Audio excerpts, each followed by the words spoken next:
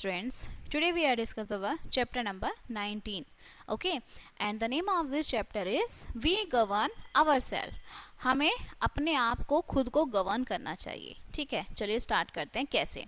India एक very vast country है, बहुत ही वास्ट कंट्री है और ये डिवाइडेड है 29 स्टेट्स और 7 यूनियन टेरिटरीज में. ठीक है, to govern such a big country, ऐसी कंट्री को गवर्न करने के लिए स्मूथली अवर हमारा जो कॉन्स्टिट्यूशन प्रोवाइड कराता है यूनियन गवर्नमेंट नेशनल लेवल पर, स्टेट गवर्नमेंट आपकी हर एक स्टेट्स में और यूनियन टेरिटरीज में. दस वी हैव टू गवर्नमेंट्स, दो सरकारें होती हैं हमारे पास, यूनियन जिसे हम सेंट्रल गवर्नमेंट या फिर हमारी स्टेट गवर्नमेंट. ठीक है, सो यूनियन और सेंट्रल गवर्नमेंट क्या होती है? यूनियन और central government always take care of the people, पूरी होल कंट्री के बारे में ठीक है देखभाल करती है उनकी. जो state government look after the affairs of the people at its on state, वो सिर्फ अपने स्टेट में ही, जैसे अलग अलग स्टेट्स हैं हमारे, वो स्टेट गवर्नमेंट सिर्फ स्टेट्स में देखती है, यू सेंट्रल गवर्नमेंट पूरे कंट्री में देखती है. हमारा जो कॉन्स्टिट्यूशन है वो क्लियरली लेड डाउन है, सेपरेट ड्यूटीज पावर्स हैं सेंट्रल गवर्नमेंट की और ऐसे ही स्टेट गवर्नमेंट की. एग्जाम्पल जो डिफेंस है होल कंट्री का, वो रेस्पॉन्सिबिलिटी है सेंट्रल गवर्नमेंट की, और दूसरी तरफ जो प्रोटेक्शन है लाइफ की, प्रॉपर्टी है, वो रेस्पॉन्सिबिलिटी है स्टेट गवर्नमेंट की. इन केस ऑफ इमरजेंसी, किसी इमरजेंसी में सेंट्रल गवर्नमेंट क्या देखती है, हेल्प करती है स्टेट गवर्नमेंट की. Now let's discuss about the union and central government. Okay, first of all the union government. Okay, so जो यूनियन गवर्नमेंट है वो डिस्चार्ज करती है 3 important functions and it is responsible for making laws, जो law बनाती है, execution करती है और डिस्पाइजिंग करती है जस्टिस. जो पार्लियामेंट है is known as the central legislature of union government, हम उसे कहते हैं. एक लार्जेस्ट लॉ मेकिंग बॉडी है हमारी कंट्री का एंड इस कंसिस्ट, जिसमें लोकसभा होती है लोअर हाउस, राज्यसभा होती है अपर हाउस और प्रेसिडेंट होते हैं. Lok Sabha is said to be the lower house, उसे हम लोअर हाउस कहते हैं पार्लियामेंट का. It includes the members known as, इसमें मेंबर्स होते हैं जिसे हम एमपी बोलते हैं, मेंबर ऑफ पार्लियामेंट, जो डायरेक्टली इलेक्टेड होते हैं लोगों के through. And each and every citizen of India, हर एक जो सिटीजन है इंडिया का अबव 18 ईयर्स, 18 साल से ऊपर है, उसके पास राइट है वोट करने का कि वो वोट कर सके and to be candidate for the election to the Lok Sabha. One should be citizen of India, अगर कोई भी इंडिया का नागरिक है, and must not be less than 25 of age, और उसकी एज 25 साल से कम है. जो कैंडिडेट है वो मैक्सिमम वोट्स इलेक्ट कर सकता है द मेंबर ऑफ पार्लियामेंट में, और जितने भी मेंबर्स हैं वो इलेक्ट होते हैं for a duration of 5 years, 5 साल के लिए. ठीक है, आफ्टर दैट जो फ्रेश जनरल इलेक्शंस होते हैं, और जो फर्स्ट जनरल इलेक्शन होते हैं इंडिया टू प्लेस इन 1952 में हुए थे. ठीक है, प्रेजेंट में देयर आर 45 मेंबर्स थे लोकसभा में. ठीक है, जो कैंडिडेट्स हैं मनी पॉलिटिकल पार्टीज के, वो इलेक्ट किए जाते हैं लोकसभा में. जो लीडर्स होते हैं मेजॉरिटी पॉलिटिकल पार्टी के, लोकसभा में वो अपॉइंट होते हैं to the president at the prime minister. Okay, the suggestion, जो सजेशन है प्राइम मिनिस्टर का, प्रेसिडेंट वो अपॉइंट करते हैं मैनी अदर मिनिस्टर्स को. प्राइम मिनिस्टर एक साथ बैठते हैं मिनिस्टर्स के साथ, काउंसलिंग करते हैं मिनिस्टर्स की, और जो काउंसलिंग ऑफ मिनिस्टर है वो रिस्पॉन्सिबल है parliament for its actions only. ठीक है, वही सिर्फ पार्लियामेंट के एक्शंस देखते हैं.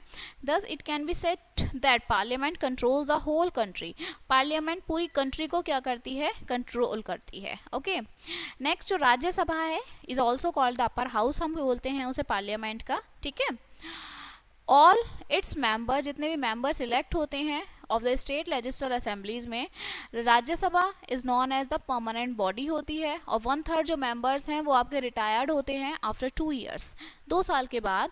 And they are elected for a period of 6 years, और 6 ईयर्स का उनका पीरियड होता है. Rajya Sabha does not consist of more than 250 members, Rajya Sabha में 250 मेंबर्स से ज़्यादा मेंबर्स नहीं होते. ऑफ दीज 12 नॉमिनेटेड होते हैं by the president of India. ठीक है, जो प्रेसिडेंट इलेक्ट करते हैं टोटल इलेक्टेड मेंबर्स को लोकसभा के, राज्यसभा के और स्टेट लेजिस्लेटिव असेंबलीज की. प्रेसिडेंट जो होते हैं is said to be the constitutional head होते हैं रिपब्लिक इंडिया के. ठीक है, ये इलेक्ट करते हैं for a period of 5 years, 5 साल का ये एक पीरियड होता है. And we have an independent, हमारा एक स्वतंत्र जुडिशियल सिस्टम है कंट्री का. जो लार्जेस्ट जुडिशियल बॉडी है हमारी कंट्री की वो सुप्रीम कोर्ट है. It is in new Delhi में है, और जो प्रेसिडेंट अपॉइंट करते हैं चीफ जस्टिस और बाकी जो अदर जजेस हैं ऑफ द सुप्रीम कोर्ट, ठीक है। नेक्स्ट आता है हमारा स्टेट गवर्नमेंट। ओके, सो जो स्टेट गवर्नमेंट है, look after all the subject such as, क्या क्या देखता है स्टेट गवर्नमेंट? एग्रीकल्चर देखता है, health, forestry, education, irrigation, laws, order. हर एक जो स्टेट है लेजिस्लेचर आपका कंसिस्टिंग ऑफ 1 हाउस और 2 हाउस एज मैनी, एक हाउस हो सकता है, 2 हाउस हो सकते हैं, उससे ज़्यादा भी हो सकता है। लाइक जो लोकसभा इलेक्शंस हैं for state assembly took place even, वो हर 5 साल में होते हैं, ठीक है। Elected members are known as, जिन्हें आप मेंबर ऑफ लेजिस्लेटिव असेंबली कहते हैं या एमएलए कहते हैं, ठीक है। और ये जो मेंबर्स हैं इन्हें इलेक्ट किया जाता है 5 साल के लिए। गवर्नर अपॉइंट करता है लीडर को ऑफ द मेजोरिटी पार्टी के स्टेट लेजिस्लेटिव असेंबली के विधानसभा, जिसे आप कहते हैं एज द चीफ मिनिस्टर, ठीक है। जो एडवाइस होती है चीफ मिनिस्टर के लिए, गवर्नर अपॉइंट करते हैं बाकी सारे मिनिस्टर्स को। चीफ मिनिस्टर एक साथ काम करते हैं मिनिस्टर्स के, एक काउंसलिंग ऑफ मिनिस्टर्स जिससे बनता है, ठीक है। Counselling of minister completely responsible है कि स्टेट में जितने भी मैनेज करते हैं वो, ठीक है, जितनी भी प्रॉब्लम्स होती हैं, कुछ है नहीं है। ओके, कुछ states just like have legislative counselling also in addition to the legislative assembly में वो सब आते हैं। It is just like a Rajya Sabha, state level की राज्यसभा होती है ये, ठीक है। और मोस्ट जो मेंबर्स हैं वो इलेक्ट होते हैं तो the member of legislative assembly के थ्रू, ठीक है। जो गवर्नर है वो हेड होते हैं स्टेट के, ठीक है, और वो एक्ट करते हैं as a representative of the president of India. ये अपॉइंट होते हैं बाय द प्रेसिडेंट, प्रेसिडेंट इन्हें अपॉइंट करते हैं, ठीक है। जो प्रेसिडेंट ऑफ इंडिया है उनका टोटल पावर जो है वो डिसॉल्व करते हैं एनी स्टेट असेंबली में। जो हर एक जो स्टेट है उसमें हाई कोर्ट होती है और ये लार्जेस्ट जुडिकल बॉडी है स्टेट की। जो चीफ जस्टिस हैं और जो अदर जजेस हैं हाई कोर्ट में वो अपॉइंट किए जाते हैं प्रेसिडेंट के थ्रू, ठीक है।